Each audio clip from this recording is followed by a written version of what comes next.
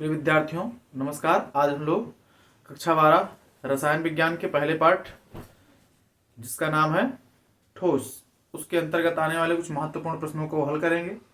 कुछ दोषों के बारे में देखेंगे तथा कुछ न्यूमेरिकल्स लगाएंगे, यानी आंकिक प्रश्न जो परीक्षा में आते हैं और हम लोग लगभग फंस जाते हैं। आइए देखते हैं ऐसे सवालों को कैसे हम लोग हल करते हैं और कैसे देखते हैं कैसे हल किया जाता है।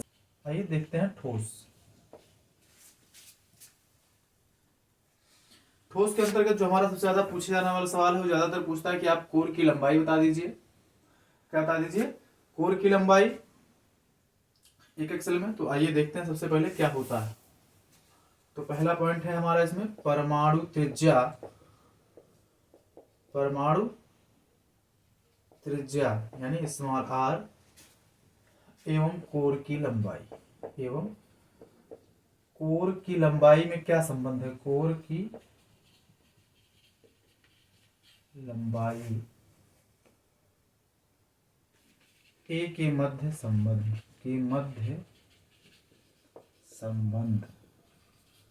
क्या संबंध है हम देख।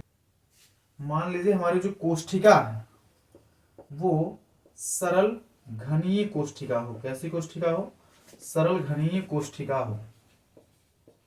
तो इसके लिए क्या हो जाएगा त्रिज्या का, यानी सरल घनीय कोष्ठिका को हम लोग कहते हैं SC, और इसके लिए R बराबर हो जाएगा A/2 बराबर D/2। A/2 बराबर D/2। D क्या है? कणों के बीच की दूरी है। अब दूसरे टाइप की आ जाती है हमारी, जिसको हम लोग क्या कह देते हैं? फलक केंद्रित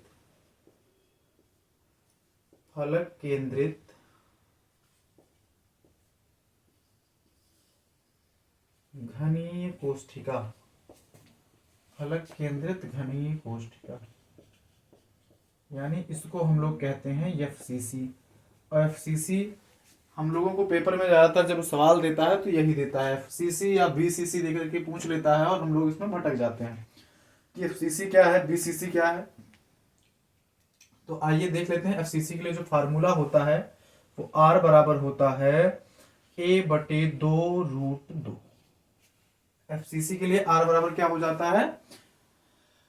A/2√2। और D बराबर क्या हो जाता है? यानी A/√2। D बराबर क्या हो जाता है? A/√2 हो जाता है। किसके लिए? फलक केंद्रित घनीय कोष्ठिका के लिए। चलिए आगे बढ़ते हैं और देखते हैं तीसरे टाइप की जो हमारी घनीय कोष्ठिका होती है उसका नाम क्या होता है? काय केंद्रित घनीय कोष्ठिका। कौन सी कोष्ठिका? काय केंद्रित घनीय कोष्ठिका। घनीय कोष्ठिका यानी जिसको हम लोग क्या कह देते हैं? BCC। इसके लिए R की वैल्यू क्या हो जाती है? इसकी परमाणविक त्रिज्या की जो लंबाई होती है वो क्या होती है? R बराबर √3/4 A। R बराबर क्या हो जाती है? √3/4 A हो जाती है। और D बराबर हो जाता है हमारे पास √3/2 A। √3/2 A हो जाता है। कोष्ठिका लिखे हैं कोष्ठिका √3/2 A हो जाता है। ठीक है, ये हमारे पास इसके 3 सूत्र हो जाते हैं। परमाणु त्रिज्या R एवं कोर की लंबाई A के मध्य संबंध, और इसमें उसने कहा है D। तो D बराबर होता है निकटवर्ती कणों के बीच की दूरी। निकटवर्ती कणों के बीच की दूरी। A बराबर कोर की लंबाई है और R बराबर परमाणु त्रिज्या है। तो इस प्रकार से हमने सूत्र में आए हुए सभी व्यंजकों के नाम जान लिए हैं। आइए देखते हैं तीनों कोष्ठिकाओं में परमाणुओं की संख्या कितनी होती है। अगर हमारे पास सरल घनीय एकक कोष्ठिका हो, कौन सी एकक कोष्ठिका हो? सरल घनीय एकक कोष्ठिका।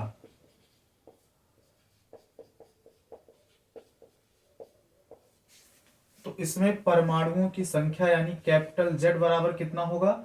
तो भैया इसमें कैपिटल Z बराबर होता है 1, ये याद रखिए। दूसरे टाइप की हमारी होती है फलक केंद्रित। कौन सी? फलक केंद्रित फलक केंद्रित एकक कोष्ठिका, फलक केंद्रित एकक कोष्ठिका, और इसमें z बराबर यानी परमाणुओं की जो संख्या होती है वो कितनी होती है, तो इसमें होती है 4। तथा तीसरी हमारे पास है काय केंद्रित, काय केंद्रित एकक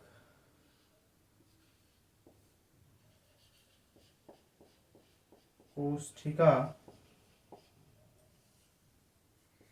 इसमें z बराबर होता है 2, यानी इसमें परमाणुओं की संख्या 2 होती है, फलक केंद्रित में 4 होती है, और का एकक सरल घनीय एकक कोष्ठिका में परमाणुओं की संख्या कितनी होती है, 1 होती है। आइए सवाल इस पर देख लेते हैं हम लोग।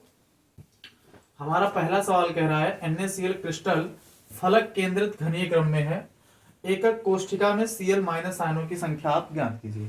तो अभी हम लोगों ने पढ़ा था बच्चों कि फलक केंद्रित घनीय क्रम यानी FCC, फलक केंद्रित घनीय क्रम में परमाणुओं की संख्या यानी Z बराबर क्या होता है, तो हम लोगों ने पढ़ा था 4।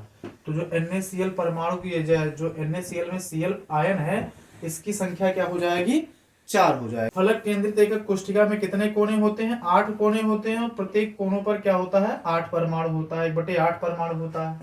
8 कोने होते हैं और क्या फलक होते हैं भैया, तो 6 फलक होते हैं। कितने फलक होते हैं, 6 फलक होते हैं, और एक फलक पर आधा परमाणु होता है। तो 8 एकन्नम 8, 1 बचा यहां से, और 2 तिहाई 6, 3 यहां से कितने आ गए टोटल, तो 4 आयन आ गए। इस प्रकार से हम लोग देख लेते हैं कि NaCl क्रिस्टल में फलक केंद्रित घनीय क्रम में है तो एकक कोष्ठिका में आयनों की संख्या कितनी, 4 हो जाती है। कई बच्चों हमारा ये सवाल कह रहा है 58.5 ग्राम NaCl में एकक सेलों की संख्या ज्ञात कीजिए। 58.5 ग्राम NaCl यानी 58.5 ग्राम, 58.5 ग्राम बराबर कितना, 1 मोल NaCl। कितना, 1 मोल NaCl। अच्छा 1 मोल क्यों कहा जा रहा है, क्योंकि मोल बराबर होता है भार बटे अणुभार। NaCl का अणुभार कितना होता है, 58.5, और भार भी इसका कितना दिया गया है, 58.5 दिया गया है। और इसमें परमाणुओं की संख्या कितनी होती है, 6.023 गुणे 10 की घाते 23 होती है। जितनी परमाणुओं की संख्या होती है हम उसको एकक सेलों की संख्या ज्ञात करने के लिए कितने परमाणु होते हैं उससे भाग कर देते हैं। NaCl कैसी संरचना होती है हमारे पास, NaCl की जो घनीय कोष्ठिका होती है वो क्या होती है, FCC होती है। NaCl की घनीय कोष्ठिका क्या होती है, FCC, और FCC में Z बराबर होता है 4, Z बराबर 4 होता है। और जब हमें एकक सेलों की संख्या ज्ञात करनी हो, एकक सेल बराबर फार्मूला लगा देते हैं क्या, Na/Z, और Na/Z का मतलब 6.023 गुणे 10 की घात 23 बटे 4, 4 से भाग कर देंगे, कितना आएगा, 15 चौके 60, यानी 4 एकन्नम 4, 2 6 4 पंचे 20, और उसके बाद कितना आया, ये है हमारे पास 2 के लिए 0 बार, 4 पंचे 20, लगभग इतना गुणे 10 की घाते 23, इतने एकक सेल इसमें पाए जाएंगे। हमारा सवाल का आंसर क्या हो गया, 1.505 गुणे 10 की घात 23, लगभग ये हो गई एकक सेलों की संख्या। इस तरह से कोई सवाल आए तो आप चुटकियों में हल कर सकते हैं। आइए चलते हैं इसी तरीके के एक दूसरे सवाल पर। बच्चों हमारा सवाल कह रहा है पोटेशियम काय केंद्रित घनीय कोष्ठिका में क्रिस्टलीकृत होता है, 1 ग्राम पोटेशियम में एकक सेलों की संख्या ज्ञात कीजिए। आइए देख लेते हैं। तो पोटेशियम का जो परमाणु क्रमांक होता है बच्चों कितना होता है, तो ये होता है पोटेशियम का परमाणु भार होता है 39, यानी 1 मोल बराबर 39 ग्राम बराबर 1 मोल। 1 मोल कौन, पोटेशियम, और 1 मोल में संख्या कितनी, 6.023 गुणे 10 की घाते 23, 39 ग्राम बराबर इतना के, 39 ग्राम बराबर कितने के, इतने के। अच्छा बच्चों BCC में Z बराबर क्या होता है, BCC में Z बराबर यानी परमाणु की संख्या होती है 2। अब हमको ज्ञात क्या करना है, 1 ग्राम में सेलों की संख्या ज्ञात करनी है, 1 ग्राम के में सेलों की संख्या ज्ञात करनी है हमारे पास कितना, 39 ग्राम है। और 39 ग्राम है तो क्या करेंगे, 6.023 गुणे 10 की घात 23 को 39 से भाग कर दे तो 1 ग्राम मिल जाएगा। और हमारे पास फार्मूला क्या था, Na/Z, और Z की संख्या कितनी, 2। अब इसी से इसको आप कर दीजिए भाग, जैसे भाग कर देंगे वैसे आपका क्या आ जाएगा, आंसर आ जाएगा। और भाग करने पर आंसर क्या आएगा हमारे पास बच्चों, आ जाएगा 7.72, 7.72 गुणे 10 की घाते 21, 7.72 गुणे 10 की घाते 21। हमारा आंसर क्या आ गया? 7.72 गुणे 10 की घाते 21 आया। इस प्रकार ये सवाल हो गया हल। आइए चलते हैं हम लोग दो महत्वपूर्ण बिंदुओं की तरफ और देख लेते हैं। तो इसमें सबसे पहला महत्वपूर्ण बिंदु हमारा जो हो जाता है वो हो जाता है बच्चों घनीय क्रिस्टल का घनत्व। एक महत्वपूर्ण बिंदु हो जाता है क्या? घनीय क्रिस्टल का घनत्व। घनत्व यानी रो। तो रो बराबर जो बच्चों फार्मूला होता है हमारे पास होता है Z इंटू कैपिटल एम बटे ए क्यूब इंटू एन ए। जहां पर Z क्या है? Z बराबर है परमाणुओं की संख्या। Z बराबर परमाणुओं की संख्या। यम बराबर क्या है? हो जाता है द्रव्यमान यानी परमाणु का भार, कितना भार दिया हुआ है परमाणु का। और उसके बाद ए क्यूब क्या है बच्चों? ए क्यूब बराबर हो जाता है हमारे पास, ए बराबर लिख लो। तो ए बराबर क्या हो जाता है? इकाई सेल के घन की कोर, इकाई सेल के घन की कोर हो जाता है। और क्या बचा है हमारे पास? तो Na बचा है। Na बराबर आप जानते हैं क्या है? अवागाद्रो संख्या है। और रो बराबर आप जानते हैं कि रो बराबर क्या है? घनत्व है। तो घनीय क्रिस्टल के घनत्व का निकालने का फार्मूला क्या हो जाता है? Z इंटू एम बटे ए क्यूब इंटू Na। आइए इस पर एक सवाल देख लेते हैं फिर आगे बढ़ते हैं। बच्चों हमारा सवाल कह रहा है पीवीएस की NaCl प्रकार की संरचना है। यदि पीवीएस के एक सेल के कोर की लंबाई 500 pm है तो इसके घनत्व की गणना कर लीजिए। आइए देखते हैं सवाल कैसे लगेगा हमारे पास। तो हमको बच्चों क्या दे रखा है? पीवीएस की NaCl प्रकार की संरचना है, यानी संरचना कैसी है? FCC में Z बराबर कितना होता है? 4 होता है। Z बराबर 4 होता है। और उसने दिया पीवीएस का यम क्या हो जाएगा? पीवीएस का परमाणु भार तो ये होता है 207 प्लस 32 बराबर 239 ग्राम। कितना हो गया? 239 ग्राम हो गया आपके पास। और इसके बाद उसने दिया है आपको ए की वैल्यू कितना है? 500 pm है। इसको हम लिख सकते हैं 5 गुणे 10 की घाते माइनस 8 सेंटीमीटर। झट से लगा लीजिए रो का फार्मूला क्या होता है? Z गुणे यम बटे A cube into N A. Z की वैल्यू हमारे पास 4 और उसके बाद n की वैल्यू कितना? 239 बटे ए की वैल्यू 5 गुणे 10 की घाते माइनस 8 का होल क्यूब गुणे 6.023 गुणे 10 की घाते 23। कितना आ गया? 10 की घाते 23। इसका आप लोग गुणा कर लेंगे। इसमें क्या आ जाएगा आंसर? गुणा भाग करने पर 12.69 ग्राम प्रति सेंटीमीटर क्यूब। यही हो जाएगा आपका आंसर बच्चों। इस प्रकार से क्या हो गया? इसका आंसर हो गया। यानी पीवीएस का जो घनत्व है कितना है? 12.69 ग्राम पर सेंटीमीटर क्यूब। इस प्रकार से सवाल पूरा हो जाता है। आइए चलते हैं। आइए बच्चों हमारा सवाल कह रहा है एक तत्व की बीसीसी संरचना है। इसके एक सेल की कोर की लंबाई 288 pm है यानी पिकोमीटर है तथा तत्व का घनत्व जो है 7.2 ग्राम पर सेंटीमीटर क्यूब है। तत्व के 208 ग्राम में कितने परमाणु होंगे? तत्व के 208 ग्राम में कितने परमाणु होंगे? इस सवाल को हम लोगों को हल करना है। आइए देख लेते हैं इस सवाल को हम लोग कैसे हल करेंगे। तो चलिए बच्चा देख लेते हैं क्या क्या दिया है हम लोगों को। बीसीसी संरचना दी है। क्या दिया है? बीसीसी संरचना दी है। इसमें Z बराबर कितना हो जाएगा? 2। और उसने कहा है एक सेल के कोर की लंबाई यानी ए बराबर दे रखा है हमको 288 pm या इसको हम लोग कह देंगे 2.88 गुणे 10 की घाते माइनस 8 सेंटीमीटर। और इसी के साथ उसने आपको दे रखा है रो यानी घनत्व 7.2 ग्राम पर सेंटीमीटर क्यूब दे रखा है। चलिए बच्चा हम लोग जानते हैं किसका सूत्र? रो बराबर क्या होता है? Z गुणे यम बटे ए क्यूब इंटू Na। अब हमको निकालना क्या है? यही निकालना है यम। और फिर यम बराबर क्या हो जाएगा? तो यम बराबर हो जाएगा बच्चों हमारे पास तिरछा गुणा कर लेंगे। इसका तिरछा गुणा करेंगे तो आप क्या आ जाएगा? रो बराबर रो इंटू ए क्यूब Na और बराबर किसके? Z गुणे यम के। और यम बराबर हमको चाहिए भैया तो रो इंटू ए क्यूब इंटू Na और बटे किसके? Z के। अब सारे मान आपके पास हैं और सारे मानों को आप लोग क्या कर सकते हैं? रख सकते हैं। और रख करके हम लोग क्या निकाल लेंगे? इसका आंसर निकाल लेंगे। चलिए देखते हैं, जल्दी से करते हैं।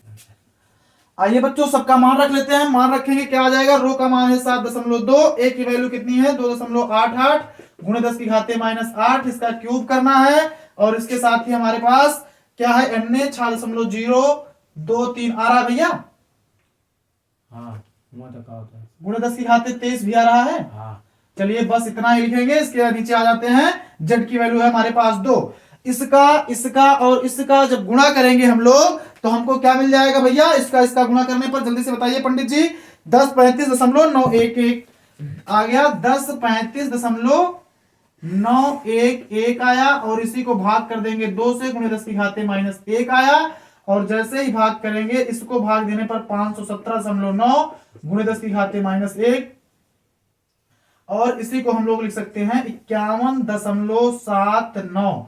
इसको क्या लिख सकते हैं भैया, 51.79। ये किसकी वैल्यू आ गई आपके पास, यम की। यही हो गया आपका आंसर। इतना ग्राम आपका क्या है, सॉरी इतना ग्राम क्या है उसका परमाणु द्रव्यमान है। अब उसने पूछा है कि इसमें कितने परमाणु होंगे, कितने, 208 ग्राम में। तो चलिए देख लेते हैं 208 ग्राम में कितने परमाणु होंगे। तो भैया इधर देख लीजिए, 51.79 में, 51.79 में परमाणुओं की संख्या हमारे पास हो जाती है 6.023 गुणे 10 की घाते 23। तो कितने में, 1 ग्राम में कितना हो जाएगी, तो 6.023 गुणे 10 की घाते 23 बटे 51.79। तो भैया 208 ग्राम में कितनी होगी, 208 ग्राम में हो जाएगी 6.023 गुणे 10 की घाते 23 गुणे 208 बटे 51.79 ग्राम हो जाएगी। इतने ही ग्राम क्या हो जाएगी, परमाणुओं की संख्या हो जाएगी। और जो लोग इसको हल करेंगे उनके लिए मान क्या आ जाएगा, 2.419 गुणे 10 की घाते 24। कितना आ जाएगा, 2.419 गुणे 10 की घाते 24 आ जाएगा आपका आंसर। और यहां पर भी अगर आप छोड़ देंगे तो आपको पूरे नंबर मिल जाएंगे। इस प्रकार से सवाल क्या हो जाता है, पूरा हो जाता है। आइए चलते हैं। हमारा यह सवाल कह रहा है, किसी घनीय जालक में घन के कोनों पर उपस्थित परमाणु एक दूसरे के संपर्क में होते हैं तो घन के जालक की संकुलन क्षमता की गणना कीजिए। तो बच्चों इसमें हमसे उसने पूछा क्या है, घन के जालक के संकुलन क्षमता को पूछा है। बच्चों इसमें संकुलन क्षमता का जो सूत्र होता है, संकुलन क्षमता बराबर क्या होता है इसको जान लेते हैं। एक गोले का आयतन, एक गोले का आयतन बटे, एक गोले का आयतन बटे एकक सेल का आयतन, एक गोले का आयतन बटे एकक सेल का आयतन, एकक सेल का आयतन गुणे 100, एकक सेल का आयतन गुणे 100। एक गोले का आयतन क्या होता है भैया हमारे पास, 4/3 पाई आर क्यूब होता है। और एकक सेल यहां पर क्या, एकक सेल का आयतन क्या हो जाएगा उसके लिए हम लोग देख लेते हैं। तो एकक सेल का आयतन होता है बच्चा हमारे पास ए क्यूब, एकक सेल का आयतन क्या होता है ए क्यूब और गुणे 100। अब यहां पर ए क्यूब बराबर क्या होता है भैया, तो ए बराबर क्या होता है, आर बराबर होता है ए बटे 2 और ए बराबर क्या हो जाएगा 2 आर के। ये ए क्यूब की जगह पर आप क्या रख लीजिए, 2 आर रख लीजिए। चलिए रख लेते हैं 4/3 पाई आर क्यूब बटे ए क्यूब की जगह रख लेते हैं 2 आर क्यूब। अब जब इसको पलटेंगे बच्चा क्या हो जाएगा, 4/3 पाई आर क्यूब गुणे 1/2 आर क्यूब। आर क्यूब से आर क्यूब कट गया और 2 दूना 4 दूनी 8 ही, 2 नहीं क्या हो जाएगा 8 हो जाएगा। हमारे पास क्या बचा भैया, 4/3 गुणे 8 पाई गुणे 100। यहाँ इसके साथ 100 भी था, ये भी लिख लीजिएगा। अब नीचे क्या हो जाएगा हमारे पास 24, 4 ये हो जाएगा 4 गुणे 3.14 गुणे 100। अब यही को हल कर लेना, 52.3% आएगा लगभग। आज हम लोग आपके लिए लेकर के आए हैं साटकी दोष, फ्रैंकलिन दोष तथा ठोस पर आधारित जबरदस्त क्वेश्चनों को। आपको वीडियो को पूरा देख करके जाना है, पूरा देखना है। यदि आप चाहते हैं कि ठोस वाले चैप्टर से आने वाले सभी सवाल तथा सभी दोनों दोषों को आप हल करना चाहते हैं तो वीडियो को पूरा देखिएगा। आइए बढ़ते हैं और देखते हैं धमाकेदार सवालों को। आइए बच्चों हमारे पास क्या है, दोष। तो पहला दोष जो हो जाता है उसको हम लोग कह लेते हैं, इसमें जो बहुत फेमस दोष है, बहुत बार पूछा गया है, इसका नाम है साटकी दोष। तो भैया इसमें केमिस्ट्री है, इसमें दोषों का नाम जो हो जाता है वो वैज्ञानिकों के आधार पर होता है। तो साटकी दोष की खोज जो है 1930 में एक जर्मन वैज्ञानिक है। कहां के वैज्ञानिक हैं? जर्मन वैज्ञानिक, जिनका नाम है साटकी। जर्मन वैज्ञानिक साटकी ने की थी। बच्चों यह दोष कब उत्पन्न होता है? यह दोष तब उत्पन्न होता है, यह दोष तब उत्पन्न होता है जब जालक में, यह दोष कब उत्पन्न होता है? तब उत्पन्न होता है जब जालक में कुछ बिंदु रिक्त हो जाए, कुछ बिंदु रिक्त हो जाए। कुछ बिंदु रिक्त हो जाएगा तो कौन सा दोष उत्पन्न हो जाएगा? साटकी दोष हो जाएगा। यह दोष उन यौगिकों में पाया जाता है जिनकी उपसह संयोजन संख्या उच्च हो। कौन सी संख्या? उपसह संयोजन संख्या उच्च हो। उपसह संयोजन संख्या उच्च हो, उनमें ही क्या होता है? पाया जाता है। होता कैसे भैया? तो इसमें मान लीजिए एक धनावेशित कण है, दूसरा ऋणावेशित होता है, ये धनावेशित है, फिर ऋणावेशित है, फिर धनावेशित है, फिर ऋणावेशित है। अब इसके बाद यहाँ ऋणावेशित, यहाँ धनावेशित, यहाँ पर ऋणावेशित आना चाहिए था, यहाँ ऋणावेशित आ गया, यहाँ पर धनावेशित नहीं होगा, खाली छोड़ देते हैं। फिर यहाँ ऋणावेशित, फिर यहाँ पर धनावेशित। इसी तरीके यहाँ धनावेशित, यहाँ ऋणावेशित, यहाँ धनावेशित, और यहाँ पर होना चाहिए ऋणावेशित, यहाँ ऋणावेशित हो गया, यहाँ धनावेशित होना चाहिए, यहाँ ऋणावेशित होना चाहिए। और इसी के साथ आइए बढ़ते हैं, यहाँ पर ऋणावेशित, यहाँ धनावेशित होना चाहिए। और अब की बार हम लोग गायब कर देंगे किसको? ऋणावेशित होना चाहिए। इस ऋणावेशित को चलिए गायब कर देते हैं। धनावेशित, ऋणावेशित और धनावेशित। आप देख रहे हैं इसमें क्या हुआ है? एक धनायन और एक ऋणायन अपना स्थान छोड़कर चला गया है। ऐसे छोड़कर चले जाने पर क्या उत्पन्न हो गया? यहाँ पर खाली स्थान। और यही दोष क्या कहलाता है? साटकी दोष कहलाता है। साटकी दोष कब उत्पन्न होता है? जब जालक में से कुछ बिंदु रिक्त हो जाए, यानी एक धनावेश और एक ऋणावेश चला जाता है। इसलिए इसमें कभी भी विद्युत ऋणात्मकता नहीं आती कि धनावेशित हो जाए, ऋणावेशित हो जाए। ये उदासीन होता है, क्योंकि जितना धनायन निकलता है उतना ही ऋणायन इसमें से गायब हो जाता है। इस प्रकार से हो जाता है हमारा कौन सा दोष? साटकी दोष। फ्रैंकले दोष। फ्रैंकले दोष खोजा कब गया? 1930 में। कहां के वैज्ञानिक हैं? रूस के। नाम क्या है उनका? तो नाम है फ्रैंकले। नाम क्या है? फ्रैंकले। यह दोष कब उत्पन्न होता है? तो इसके बारे में लिखेंगे। यह दोष तब उत्पन्न होता है, यह दोष तब उत्पन्न होता है जब कोई आयन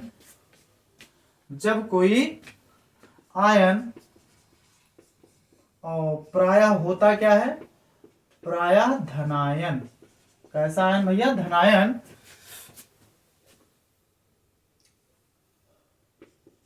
जालक बिंदुओं के मध्य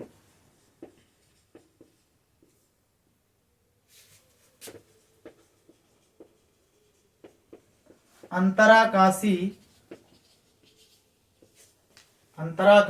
स्थान ग्रहण कर लेता है।